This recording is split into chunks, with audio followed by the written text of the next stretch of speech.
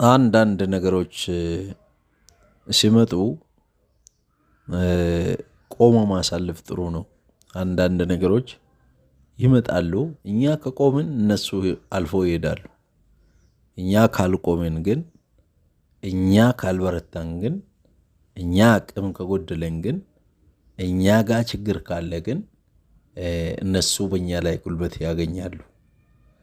እኛ ከበረታን፣ ተስፋ ሳንቆርጥ ከቆምን፣ ወደፊት ብቻ የምናስብ ከሆነ፣ መውጫችንን ብቻ የምናስብ ከሆነ እነሱ ይሄዳሉ።